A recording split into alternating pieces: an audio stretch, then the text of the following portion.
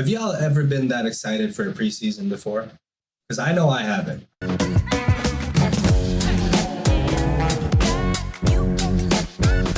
The Toronto Raptors, as we all know, they retooled heavily over the summer. We got a lot of new players, new faces. Scotty Barnes, our 4th overall pick. Dalano, Banton, picked in the 2nd round. I've talked about it in my past videos if y'all want to take a look as well. Y'all can just see just how good Dalano Banton could get if he just develops that shot and just works on some key aspects of the game that he needs to clean up, because he's a little raw. He's quite raw. But, you know, the guy is very long. He can dribble like a guard. He's 6'9", and he played point guard in Nebraska. So not only is he 6'9" and played point guard in college, but same thing with Scotty Barnes. 6'9", even longer wingspan. You know, Scotty Barnes has larger hands than fucking Kawhi. I'm serious. When I found out about that shit, I was like, yo, it's probably what the Raptors management are doing. You know, they're just fucking looking at everyone's hands at the interview. They're just like, all right, yo, it's big, as big as Kawhi's hands. All right, okay, cool. We play D. All right, cool. We can do something with you. Because everybody that the Raptors picked this summer happened to be 6'9" with 7-foot wingspans. We're trying to play big. And there are some lineups that we can feature that I'm telling you right now, these lineups, they can be scary. Okay, imagine the supersized lineup, right? You have OG, Chris Boucher, Siakam, Scottie, and Precious. Just imagine that supersized, like, you know, defensive stopping lineup. It would be scary. Now, what are some takeaways that we can get from this preseason? What I saw in this preseason was a lot of promise from Scotty Barnes. Scotty Barnes, he's going to be an integral part of the lineup. As Nick Nurse said earlier, he is going to get a lot of minutes. And those minutes, you know, they're going to be so crucial to his development. It's not the same getting minutes anywhere on any team as it is on the Raptors. We're known for our coaching and our elite development. So for a rookie like him, with his potential and ceiling to be getting this opportunity right now, it's tremendous for his growth. It's going to accelerate his growth. So we're going to see Scotty develop. I wouldn't be surprised if he develops faster than projected. That's one takeaway. He was great obviously on defense. Like his passing, this guy had a number of no-look passes that were like highlight worthy. Like the other day when he had this one, yesterday that he had this no-look pass where he just like went like this and he just bounced past it over to someone for a dunk. I don't remember who it was. I think it was Precious or something. But the way he passed it, the flair, the finesse, the confidence, you know, off the dribble, he's so confident at, you know, everything that he does on the court. He exuberates confidence. You know, and that is contagious, especially coming from someone young. Most of these kids that come out here, they're scared. They're nervous. They know everyone's watching. But not Scotty. And I admire that about this kid. He's got some cojones, and you need that in this league, right? And then another thing, his shooting got better. Now, are the numbers going to tell you that right away? No. But he definitely has a better stroke. If you take a look at his college tapes compared to now, he's been putting work into that form. Once his new shooting mechanics become second nature, as Nick Nurse said in a previous post-game interview, or was it? I think it was before preseason games even began. He was saying just how much work Scotty has been putting in, you know, during training camp and whatnot. It was during training camp that post-game report. And I'm going to tell you, that's extremely crucial for Scotty's overall development, right? Like, If he can get that shooting to the next level, then with his defensive acumen, his versatility as a defender, his positionless acumen is what I'm really talking about. He can guard 1 through 5, not only that, but he is not going to be stoppable on offense if he gets a good shot. Who's going to block that shot? Nobody is. And not just that, the kid could potentially grow an inch or two. Born in 2001. So he's 20. Could grow an inch, maybe 2. I think Giannis did. It was like the same circumstances. But regardless whether he grows an inch or not, he's still huge. And on top of it, his hands are fucking bigger than Kawhi, as I said before. And his wingspan's 7'4". That's a fucking monster. And yeah, so Scotty Barnes, definitely one of the big takeaways. Now let's move on to the next takeaway here. All right, so second takeaway of the preseason, O.G Anunoby. This dude has put in that work year after year. He's gotten better and better. And the sky's the limit for OG. OG seems like the type of guy that nothing really phases him. He doesn't listen to the outside noise much. He doesn't seem like that type of guy. You know, he was like when he hit that 3-pointer against Boston in the bubble to bring the series to 2-1 when we were down 2-0 with 0.5 seconds left. Did you see his reaction? The guy was just, yeah, I do this every day in my sleep. Even in post, like the guy does not get phased easily. And that, who does that remind you of? Kawhi. The man that won us the fucking chip. And left. Who in their right mind does that? I don't know. But hey, to each their own, man. You know, thanks for the chip, Kawhi, but how's it going over there in LA? You don't leave a franchise after you just won a chip. All right? Just don't do that. I used to be a salty Raptors fan because of it, but now I think we're better off. You know? Uncle Dennis and y'all deal with your own shit. And we got Scotty and O.G. We're gonna make them 2.0 versions of you. Scotty gonna be like a Giannis. Gonna get him. We made our own. And OG, we've been making him into a Kawhi. If you look at OG's stats, I even covered this in my older video. I even know this channel's fairly new, so just a couple videos ago. OG's stats and Kawhi's stats in their first few years in the league have been literally almost identical.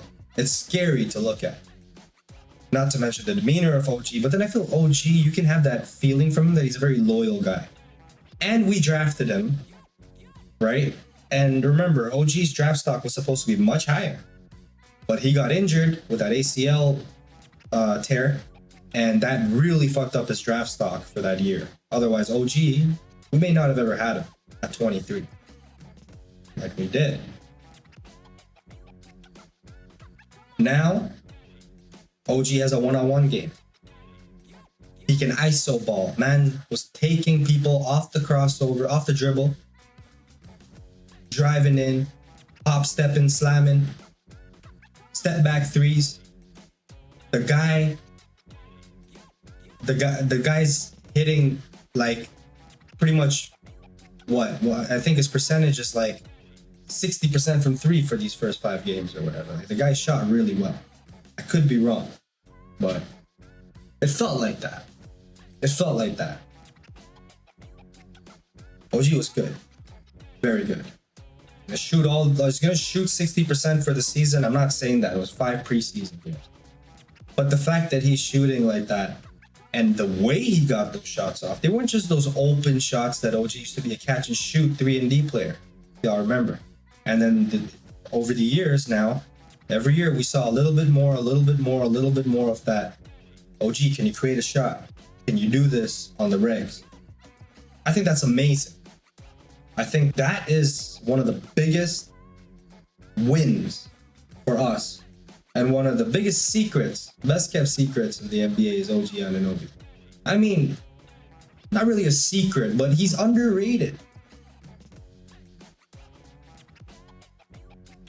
I would pick OG over Tybalt for Defensive Player of the Year. Because OG was a bigger, more crucial element to his team than Tybalt. And OG has way more upside. OG guards 1 through 5. Just saying. Another thing is OG's very young. So he hasn't even hit his prime yet, but now he's hitting that prime soon. And when he does, he's going to be... Guys, a lot of OG Anunoby jerseys are going to be bought. I'm just saying. All right? So that's the second takeaway. OG Anunoby is on a whole new level. And I'm saying it right now, this guy's going to be an all-star. Mark my words, this year, OG will become an all-star. We'll be very close to it, bar any bullshit from the league and the voting system for all-star appearances. However, if he doesn't make it this year, if for any reason, bar injuries, knock on some wood there, he doesn't make it this year, then next year, he's a shoo-in for the all-star game. He's going to be an all-star. And DPOY candidate year in and year out. Why am I hyping up OG so much? Because I know talent, I know potential when I see it, and I know hard work ethic leads to the unveilment and fulfillment of the fullest of that potential. So let's get OG to that full potential so we never have to miss Kawhi again. Okay, so through all these 5 preseason games that we've seen, during exhibition play, the Raptors were 4th in the league in steals, all right, through this preseason. I know it's preseason, but they were 4th in the league in steals. They were 5th in fast break scoring, 3rd in creating turnovers, and they were 2nd in the league in points scored off of those turnovers. So that's tremendous. They're a fast break team that kills you on transition. They're young, they're long, they're athletic. It's very hard to stop or not foul. All right, for a lot of teams out there, all y'all gonna have to play your veterans, like, to even beat us. And they don't want to run in the regular season. They're not gonna run like we are. My boy Chev, NBA Chev, always says this. You know, who's gonna run like us? Who's gonna want to compete at that level? We got hungry people, hungry players, man. These boys see food in front of them right now, or anytime in the future, on that court, and they're gonna eat. And not everyone has an appetite to eat to the extent that we do, or we will, during the regular season in the NBA. I recommend just, maybe smoke a little ting, little 1-2 ting, 1-2 puff, ball up. Y'all gonna need those munchies to be ready, because it's just gonna be crazy out there. Y'all better be ready for this smoke. So transition play was fucking amazing. We're forcing steals. We're forcing those turnovers. We're getting those steals, and we're finishing on the fast break. And that's something Nick Nurse said that he's gonna want this team to do, and they really showed that during preseason play. Tremendous commitment to the coaching plan from the players there. Definitely. And side note, another thing, it's not really a huge takeaway. It's just kind of like, we're not sure what the full roster is going to look like yet. But what I can tell you is that it's between Ishmael Wainwright, Sam Decker, and Isaac Bonga. Those are the 3 players that are competing for those last 2 remaining roster spots. it was inevitable, that Freddie Gillespie and Reggie Perry were going to be waived. We didn't see much of them at all, and it was, good luck to them in their future. For real, it's not easy to make it to this level, and those guys must be heartbroken because they put in work. They do, and for that minimal time, it's not like when you go play pickup games, you got time to, like these guys have to be ready to go the moment their name is called, and if they have 5-10 minutes in that game, they better be good in those 5-10 minutes. There's no redos. Those are your stats then, buddy. And that affects how many minutes you're going to see the next game. So for Freddie Gillespie, I wish him the best of luck. He's still young. Hopefully he can find a role that he can carve out in the NBA for him. And same with Reggie Perry. Fifth and final takeaway. We showed that we addressed one of, the greatest weaknesses that we had, and that was this rebounding. Last year, 27th in defensive rebounding in the league. That's not going to get you nowhere. All right. Rebounding. And also my boy NBA Chef mentions a lot, if you're getting rebounds and there's a certain number that he goes with, I think it was 49. If you want, like for if it's championship level teams, they get 49 rebounds a game. Right. It was like 47 rebounds, anywhere between 47 or 46 and 49 rebounds. That's elite rebounding. I mean, if you have that on a nightly basis.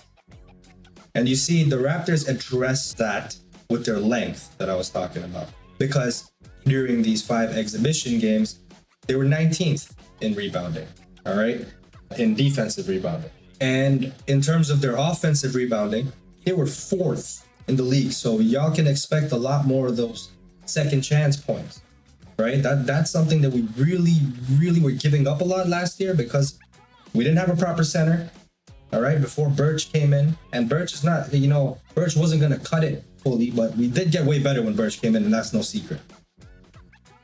4th in rebounding percentage in preseason play.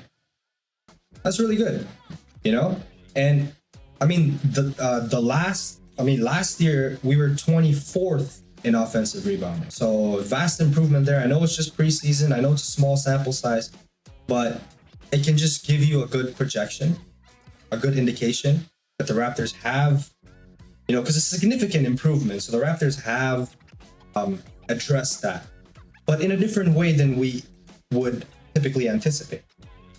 See, they didn't just go for somebody who, all these 7-footers and a traditional center. They're trying to change up the way this game is played. I mean, small ball centers have been around since Draymond Green and the Golden State Warriors and all that. I get that. Those crazy Warriors, dynasty Warriors. But we're trying to make small ball we're trying to have a positionless team. A team where everybody can do everything, pretty much. And I haven't seen anything like that yet. I remember one video from Chev again. Y'all should check out his videos. He's really good at what he does. NBA Chev. Yeah. He has some good wisdom, some good basketball wisdom. And no, I don't know him. No, I don't I'm just shouting him out. I'm a fan. He was talking about this. So Chef, if you want to leave a comment down here, and let everybody know who that coach was, or, show them the link to that video of yours, then that's cool. Because, I ain't never seen anything like that in my young life. I was born in 91, so I ain't never seen nothing like that. And this is going to be new. So if we can pull this off, and if everything falls in the right place, all the pieces fall in the right place, and people, there's no injuries, no significant injuries or long-time injuries or anything like that, I think this team and the trajectory that it's going on is going to be unique, new. Not only that, but it's going to be fucking biblical, mesmerized. Right? So very, very excited. Those are pretty much the main takeaways, guys. Right? The preseason is not going to tell you everything, but it'll tell you enough for you to have either excitement or worry, cause for concern, which, heading into your team's regular season, which I don't feel any of when it comes to these Raptors. Not just because there's not much pressure on us right now, because who's really expecting us to do anything ever, right? Even after winning the chip, we lose one or two players. I know it was Kawhi and Danny Green, but still, they didn't win it themselves. You need the supporting cast, right? So, all in all, I think we're in for a very amazing season. I feel like there's no pressure, and our players are hungry, they're motivated, as I said, and I think this is going to be one hell of a season. It's going to be a memorable season, and who knows what could happen, right? Vegas had us at 37 wins or something like that.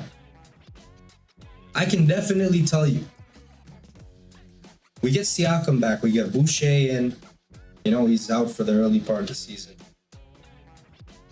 Both of them. We get those guys in. They're going to add to that rebounding that I was talking about is crucial.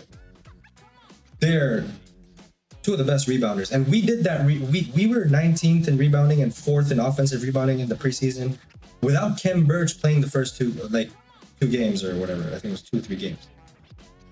So that's a big deal, right?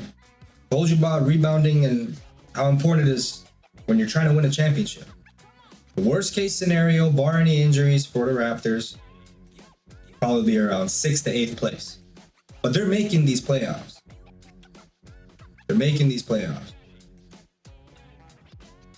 Not 37 wins.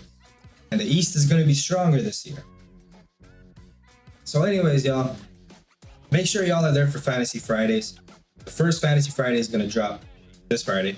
So if y'all are starting those mock drafts, if y'all are, even drafting this weekend before the season, or if you've already drafted, then there'll still be some tips and predictions that I'll be bringing out throughout, every Fantasy Friday. All right. And thank you very much for watching. Please hit that like and subscribe button if you haven't already. It really helps the YouTube algorithm get us that exposure so that people can enjoy the video just like you have, hopefully. One love, peace out, good afternoon, good evening, and good night.